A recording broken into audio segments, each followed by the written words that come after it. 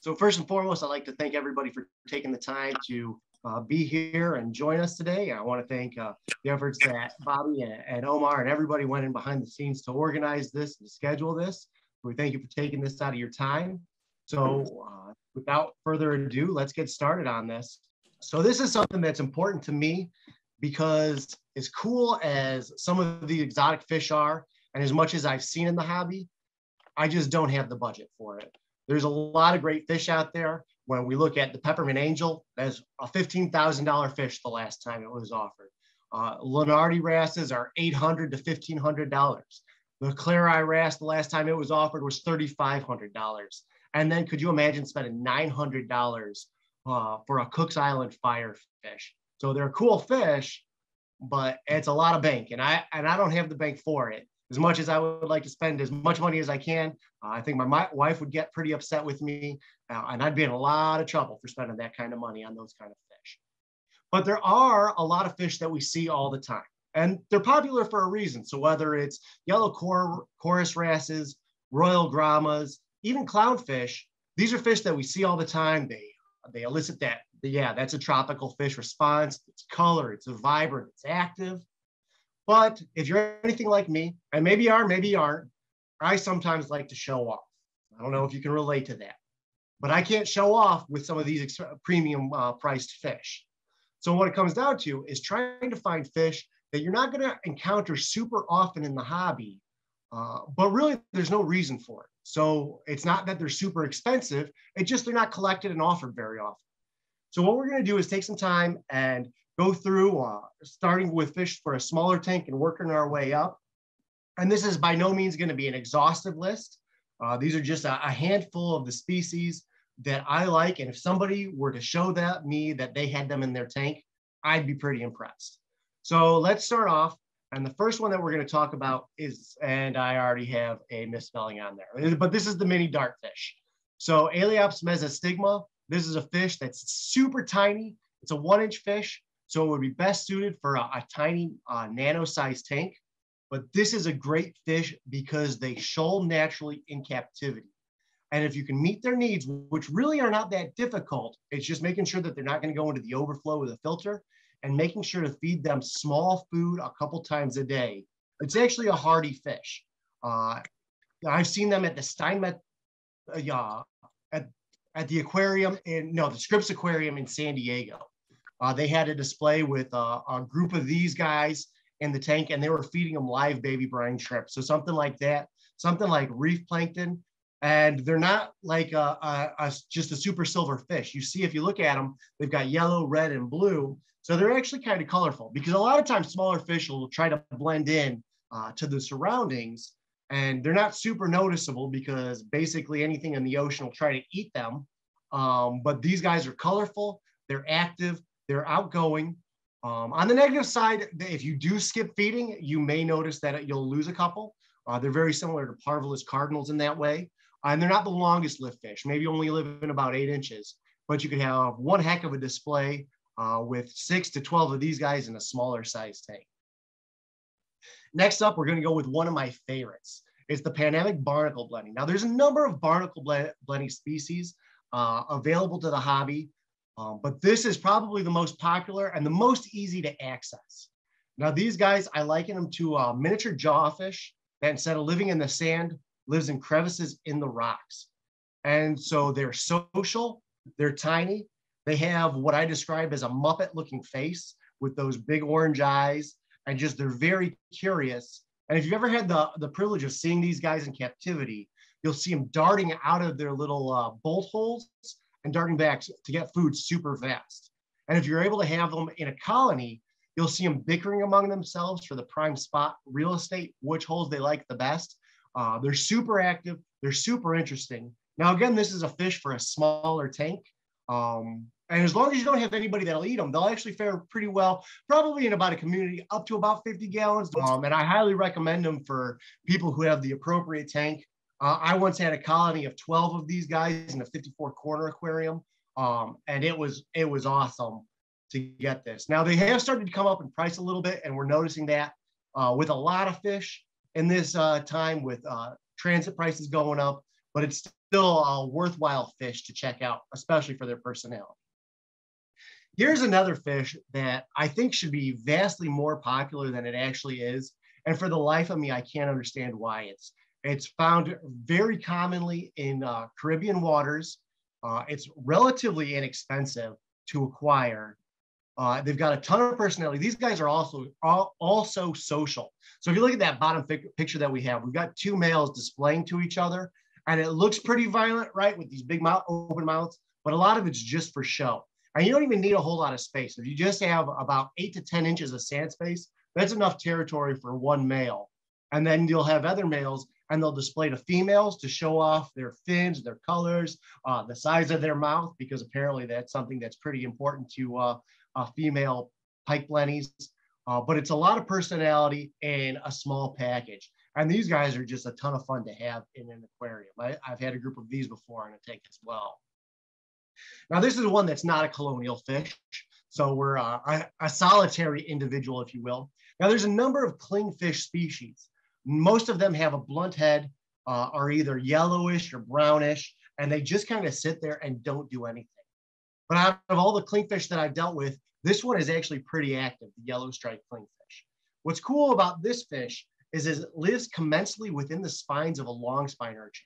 So you can kind of get some symbiosis going in a tank. If you were to have a long spine urchin and one of these clingfish, it'll chill out in the spines and come out and go back in there for protection.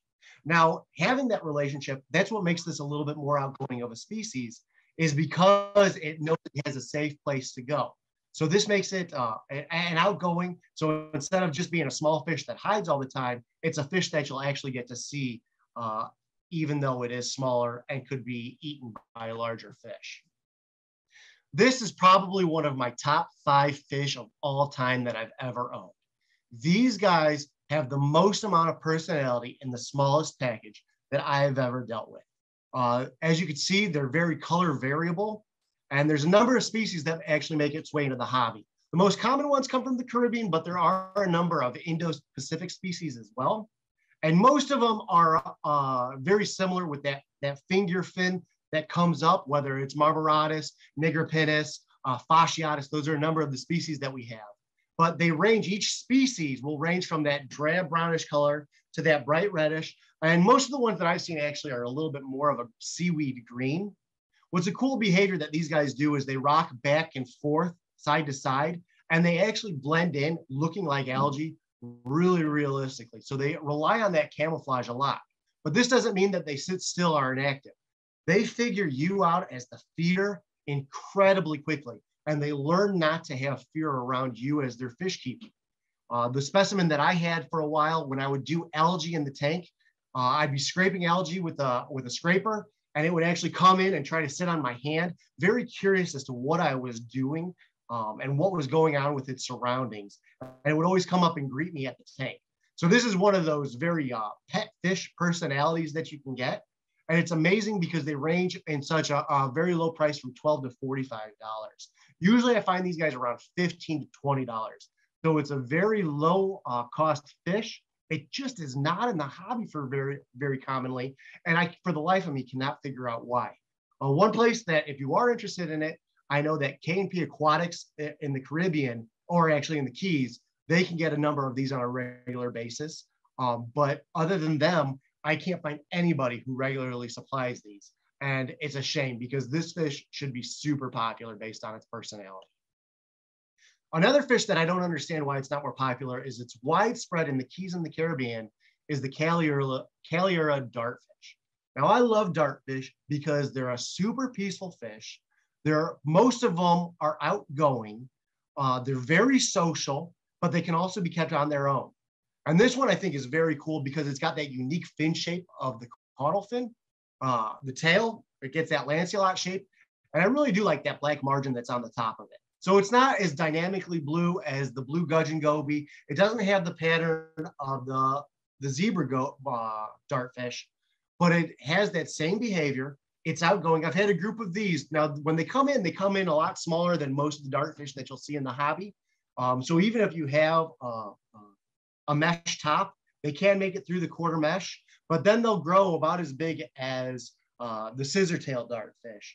So it's a good sized fish if you can actually get them to that size. Incredibly peaceful. All dartfish, I have nothing but good things to say about their peaceful demeanors and how they fit into most reef tanks very well. And this is a very reasonably priced fish at about $15 a specimen.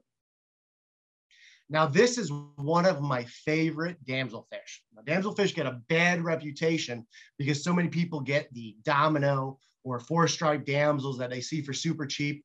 Now, the genus Chrysiptera, this is a good genus. Now, usually we see those with the coupangs, talbots, Roland's damsels, and the yellowtail damsels. So now you see this guy, he kind of looks like a cross between the coupang damsel and the yellowtail damsel, but I really love those bright yellow not dorsal fins, but the ventral fins that he has, and that back quarter of his body being bright yellow. It has the same demeanor as those other ones. It's the same size. And it's the same price. It's not even a super expensive damsel, but it just is not offered very much. Quality Marine will bring them in, and they're about the only wholesaler that I see that regularly will bring them in that you can count on seeing them. But again, I don't understand why they're widespread in their range and inexpensive. Now, I love jawfish. I recommend jawfish for just about every reef tank. So whether it's the tiger jawfish, the pearly jawfish, I don't recommend the blue spotted jawfish is because they don't generally fare well long-term in tropical aquaria.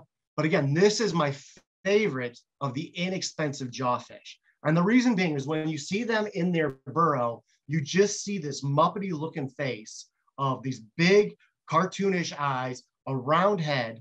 And you'll notice that that's a description that I've used a couple times, that Muppet description.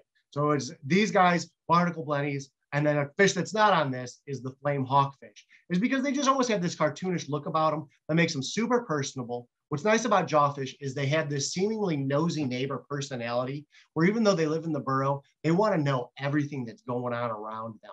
So they'll move their burrow maybe a couple times to get the best outlook or to see not only what's going on in the fish tank, but what's going on outside of the fish tank. They're very curious about what's going on in there, and they're always nosy, and they're always looking around. And this one just looks like a nervous little guy who got caught doing something that he shouldn't have done, but he's got a very comical face. So for that reason, this is always going to be one of my favorite jawfish. Now we're moving on to the rooster wasp fish. These guys, they were coming out of the Marshall Islands for a good long time. They're smaller than most other wasp fish. They're incredibly chill, but because they have those venomous spines on the dorsal, they also aren't very much afraid of everything. So this allows them to be a little bit bolder. Now, being related to wasp fish, like the other scorpionids, they are predatory. So they will eat anything that's about 3/4 of their body length. But because they're so small, they really don't eat too many possible tank mates that they could have. Now, if you look online, a lot of places list them as being aggressive. And this is because they will eat anything that's that they can swallow. But I wouldn't describe that as an aggressive behavior. That's really any fish will eat anything it can swallow. They're actually very peaceful.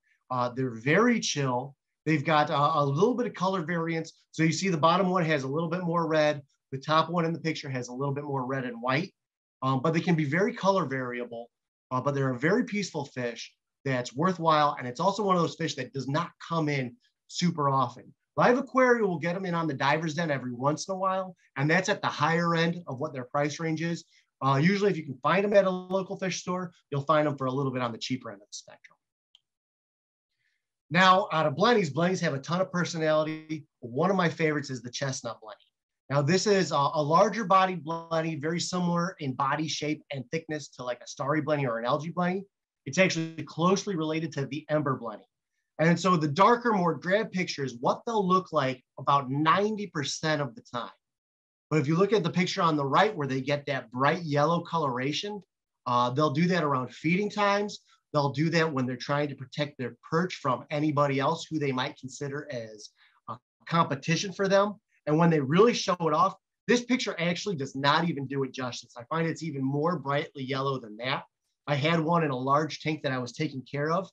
And it was just phenomenal to see that flashing color that they can exhibit. Blennies in general have a lot of personality. This one can be a little pushy of a guy, So that 20-gallon recommendation might be on the small side. It just depends on what you have with them, because they will be very territorial of any purchase. But just that color vibrancy that you can get when they're showing their nuptial coloration, and they'll do that again for just being territorial or even for food, is well worth it if you can find these guys. Now, a lot of stores, they won't order them because if they ever get one, they are on that drab side originally. But if you can get one happy with a good, rich diet, they'll reward you with a dynamic show of color. Now, fusilier damsels. These guys, when you look at that top picture, they are kind of drab initially, and oftentimes they don't show their full color potential at the fish store if you're looking for them in person. But they are not like any other damsels. They actually behave more along the lines of a cross between a green chromis and some Squamopinus anthias. They're super hardy. They're super active. They can handle basically what anybody throws at them. So even if they're with more aggressive, less aggressive fish, they don't mind being bullied. They'll handle it. They're pretty quick, and they can reward you with good color. So that bottom picture actually shows a little bit more color, but not even what I've seen in display tanks where they're really active, where they're really hardy.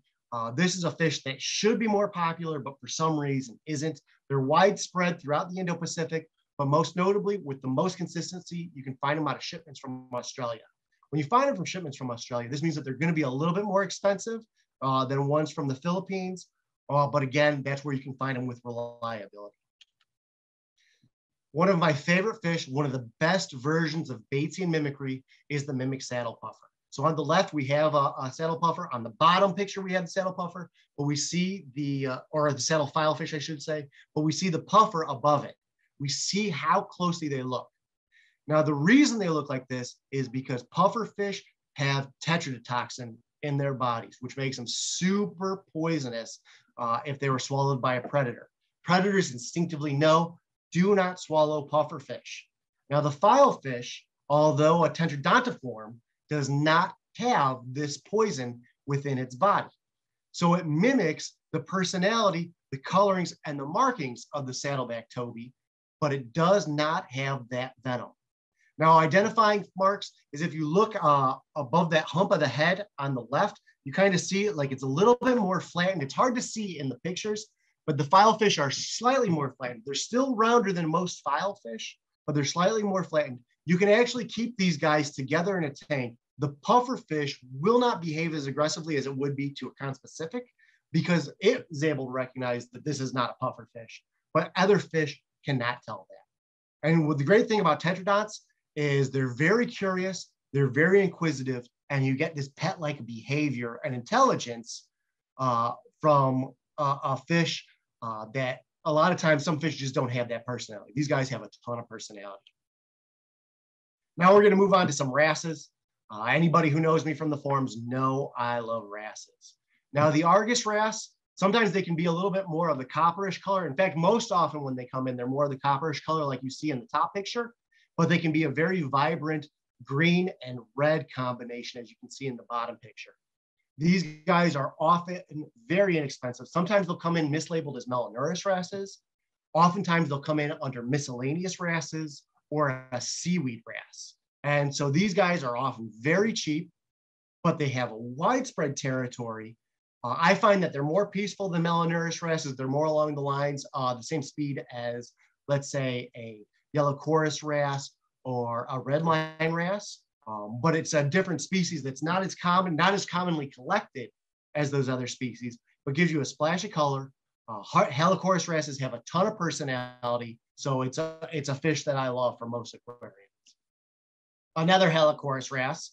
Here, what I'm doing is comparing. On the top is the gray head or the Licurus wrasse, and on the bottom is a Richmond wrasse. Now, Richmond wrasses are one of my favorite wrasses, but they're not often collected. They're more from the South Pacific, so I think Australia, Vanuatu, Fiji. Gray head wrasses have a much wider range and are more in the north, such as the Philippines and Indonesia. So those are areas that we collect a lot more frequently in the hobby, and so for that reason, they're a lot less expensive. But you get that blue striping, so it's basically what I consider a poor man's Richmond wrasse. And it's something that you can get similar colors, not quite the same, but similar colors. It's a little bit smaller of a fish. It's also on the peaceful side as far as Helichorus wrasses go. But again, it's not as popular for some reason. Here we have something that's recently come back in the hobby on a regular basis through RVS Fish World. And this is the pearly weed wrasse or the fine spot wrasse. It's a xenojulus species. It's the only species within its genus. Now, this normally that $300 price range that you might be seeing, I was working on this species on this list before they started to come up for RVS Fish World. And I'm keeping it on there because they are actually widespread, and from more suppliers, you get them more on that $30 price line. They're usually not identified as a xenojulus wrasse. Usually they're identified as a miscellaneous wrasse or a seaweed wrasse. So again, that's not the first time we've seen miscellaneous or seaweed wrasse on these lists. It's kind of a catch-all for whatever they can catch. But these are a great fish. In their behavior and temperament, they end up being a lot more like leopard wrasses. And so you can kind of see that in the shape and a comparison of a leopard wrasse. But these guys are found in a seaweed area. So they rely on their camouflage. They fit in very well. And if you were actually to have gorgonians or seaweed in a tank, you'll see them hanging underneath the fronds of that and kind of moving in harmony with that. But they're a super cool fish. It's a super unique look because you kind of get that shiny metallic sheen on the scales. But for all intents and purposes, it's a hardier leopard wrasse because they are easier to acclimate to captivity than leopard wrasses. So while currently they're closer to that $300 price range, I would foresee them to come down in price. And hopefully more collectors will start targeting these guys. The red snooty wrasse. Now these guys have a ton of personality and they're incredibly color variable. So you see these are two different specimens. So they can be dark, that fully red or that red and white, but they can actually be more gray. And this is not something that varies from specimen to specimen. It varies from where the fish is at in the tank to where the fish is at. They almost change colors like that horse of a different colors in the Wizard of Oz, where if you're not paying attention, it's like as they're moving from one end of the tank to the other, they're changing the darkness, the intensity of the color, even the pattern of their color as they're swimming by. These guys are super chill and super peaceful as long as it's not a fish that they can eat. Now, I've kept them with firefish, so they won't eat anything that size, but I learned the hard way that barnacle blennies are on their menu. And I've never seen them move so fast or so violently as eating something the size of a barnacle blenny. So bear that in mind if you were to try to get this guy, is to keep them with things larger than that. So something the size of a firefish or larger. They're super chill. They recognize you as an owner. And they give you a wide variety of color in their display when they're just checking around and they're super curious. It's a great fish. Now, this is a fish that does not have a ton of personality, but it has great colors. These don't do it justice. The purple on these fish is a deeper purple. There's a few species that come into the hobby, but most of them look very similar with the purple and yellow stripes. And some people will hold off of them because of that up to 7 inches. But if you look at the tail on the bottom one, it starts to get threads, and actually specimens will get like long threads that go beyond that. And that counts as part of that length. So they're really more of like a 5-inch fish versus a 7-inch fish. They're not super active, but they're super hardy and they're super peaceful. This is a fish that should be more popular, but for some reason it isn't. Fusiliers. Now this is a catch-all. These are kind of a larger fish, so they range from 9 inches to about 12 inches for the popular species that get in the hobby. They can be super brightly colored. Now, if you ever watch a documentary where you see a ton of colorful reef fish, usually what we'll see is either chromis, anthias, or these guys in some form. And the blues, when they come blue, are just this deep, bright blue and that bright yellow. There's a handful of species that will occasionally make it in the hobby. These guys are actually very hardy as well, but because of their size, they do need a larger tank. But they can be kept socially, they can be kept singly. They have small mouths, so even though they have a larger size, they won't be predatory on other fish. Just think of it as a larger Anthias species that gives you that shoaling behavior and a lot of color. And whereas most Anthias are the oranges, pinks, and reds, these guys fit that blue spectrum and provide a nice color contrast to some of the species that we frequently keep in our tanks. Now, we've got a couple species on the outside looking in, fish that didn't qualify. And the reason these guys don't qualify is just because they don't get caught in the hobby. I have not seen them in the hobby. I've seen these individuals about 10 years ago, and I have not seen them since. So this first one is ribbon gobies or blue striped ribbon gobies. These essentially are a fat-bodied dartfish. So they behave the same way. They form pairs. They're more laterally compressed, so they're a little bit flatter if you were to look at them. They aren't super active. They don't bother anybody, but they are not collected. They used to be collected with a degree of regularity, so I would see them on shipments every once in a while. I have not seen them in about 10 years. And the same thing for this following fish is the band fish. There's a number of species of these guys. I would, again, occasionally see these come in, and I haven't seen these for about 10 years. Now, these guys, they do require a little bit special care. So if you look at their eyes, they've got these big eyes, which means that they aren't in reef conditions. They're kept in they usually come from a little bit murkier, dirtier waters. And these guys are found in mud flats. So they actually require a degree of sand depth that most people don't provide. Usually in that 6 to 8 inches, and they build a vertical burrow in there, but they come out and they're super cool. They're a lot like a jawfish, like a large jawfish in that regard. But again, it's a species, the fish, that actually will sometimes, some specimens get actually caught for food, but they don't make their way into the hobby, which I feel is a shame because it's such a weird looking fish, almost like a freshwater knife fish. So those are just a handful of species. Like I said, is that it's not an exhaustive list. Maybe there's species that you think, maybe you have questions on, and that's fine. We can have a question and answer part. So if you want to do it either through the chat or do in the reaction section of raising your hand, whatever you guys are more comfortable with, I can take a few moments to answer some questions.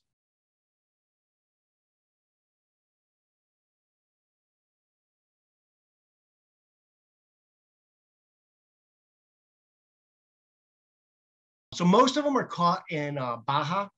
That's where they're coming from. And so if you've ever been to the West Coast waters, you'll notice that they're pretty cool in temperature. So it's actually more in the 60s than in the 70s. And so fish like Catalina, gobies, the blue spotted jawfish, there's a handful of other species that come in through there. They're cooler water. So what happens is they'll live for a while in warmer water, but it really takes a toll on them, right? So they're cold-blooded fish. So it amps up their metabolism. It amps up their life cycle. And so I've never seen a blue spotted jawfish last longer than a year in tropical aquaria.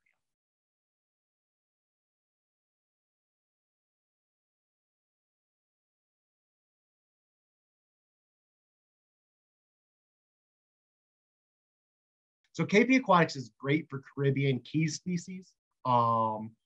Most of the Keys collectors that I've dealt with, though, they're super laid back. So they may not get back to you for a while, or weather may affect whether they go out and collect. But KP Aquatics was great for that. Other ones is just being in contact with your local fish store and talking to them about their suppliers. So a lot of local fish stores, they won't have a problem with telling you where they're buying their fish from. A lot of them, it's a variety. They rotate it around. Quality Marine is one of the larger ones, so they can get a greater variety of species. But there are a number of other ones, like Pacific Island Imports is another wholesaler. It just depends on what people are bringing in. But most local fish stores will have a rapport with 1 or 2 wholesalers that they're particularly close to. And so they can even ask them if they can bring them in, because what they see on the list may just be species that they're not bringing in, like that mini dartfish, for example. A lot of people don't bring them in because if they take a day off from the weekend, the fish don't get fed, then the mini dartfish don't do so well on that day. Whereas if you're going there and having your supplier order them, then you can go and pick them up when they arrive, and they don't have to miss any feedings.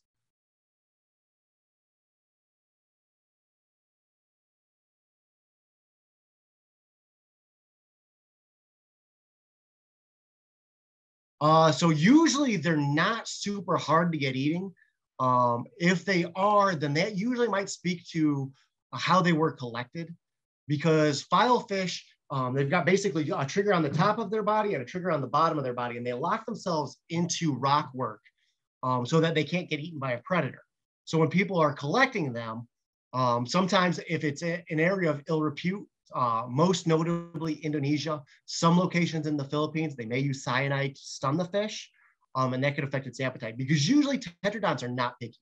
Something that I would consider if something was being picky, if a pufferfish or a filefish were being picky, is clams on the half shell. That seems to be one of the best overall foods to get picky fish to eat. And especially if you leave the tank alone, is they can chill out and check it out on their own speed and go pick at it. And not all fish are equipped to pick at clams on the half shell. If you have competition for them, maybe throw a handful in there. They're easy to retrieve if nobody's eating them.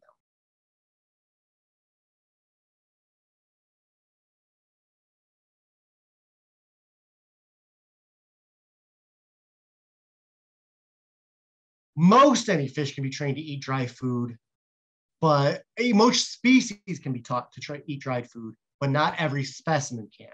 So what I mean by this is I've had lionfish that for the life of me, I cannot get them to eat prepared food. I had to keep feeding them live food, whereas I've had other species, other specimens of the same species actually eat prepared food pellets.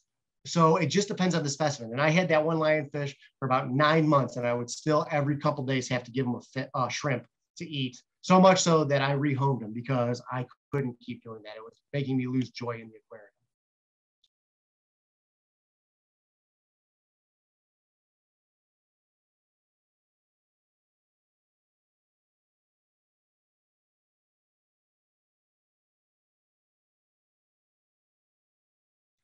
Uh, Not usually. So most of them, most fish, besides their eyes are the best consideration, is because there's various depths within the oceans.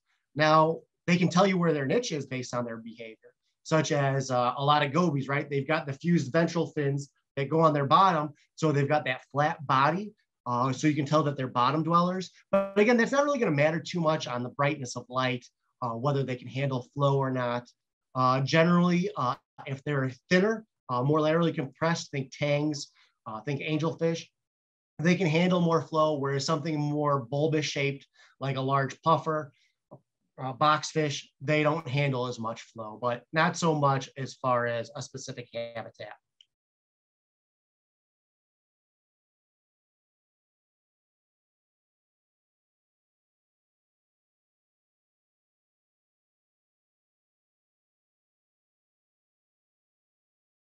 So it depends on the situation.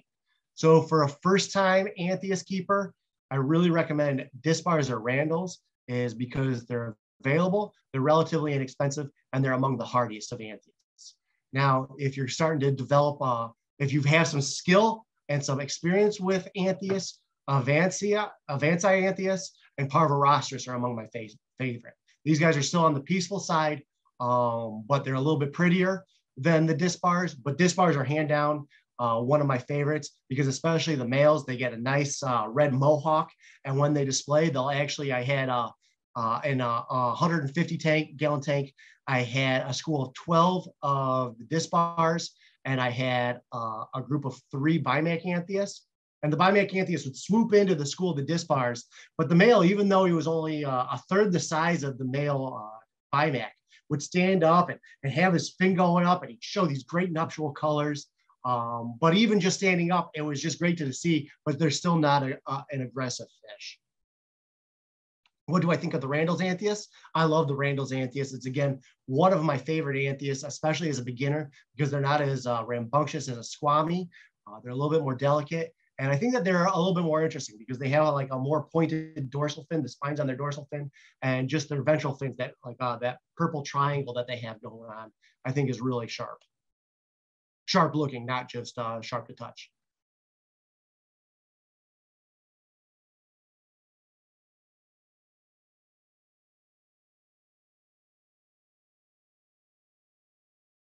Are barnacle blennies compatible with any other blennies, such as starries or tail spots? Yes, they're very compatible. I've had them with tail spots before.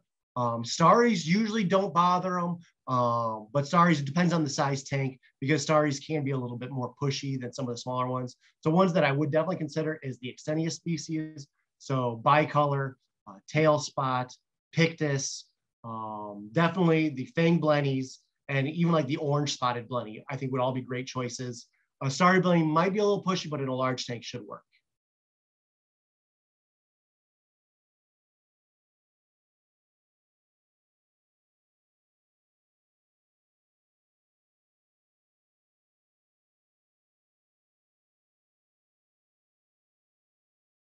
Pipefish are great. So whether it's the Jans or the blue stripe, those are a little bit of the smaller size. So those would be good in any small tank with anybody who's not going to outcompete them with food. But in a small, whether it's a 5 to 10 gallon tank, there shouldn't be anybody that's going to outcompete them. The multi-banded or the orange-banded pipefish, those can actually go into a reef system. So as long as there's not with aggressive fish that are going to be aggressive towards them or territorial towards them, they'll be fine. So they're great with Anthias and fairy wrasses and flasher wrasses and dartfish, and they can actually handle the flow because they are found on reef faces.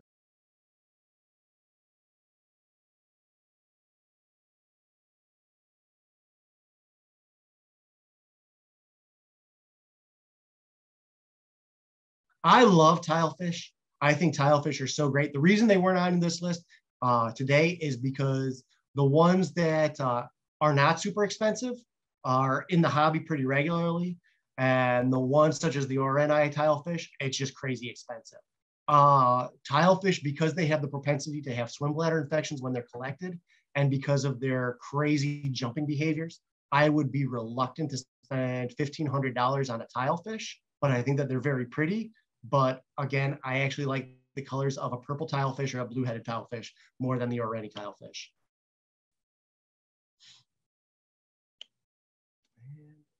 I don't think I missed any. If I did, speak up.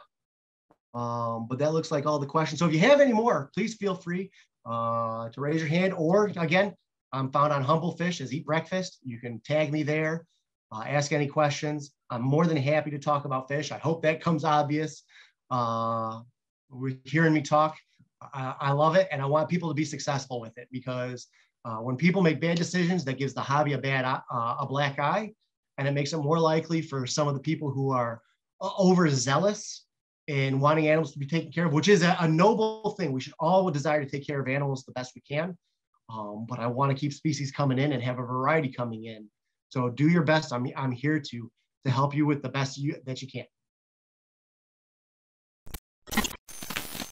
There's one more question. It's not, but why eat breakfast? Are you a breakfast crusader? Is one of the first jobs that I had was working at a place that breakfast was the biggest meal that was served. Eating breakfast is a good sound advice. It's a great way to start your day.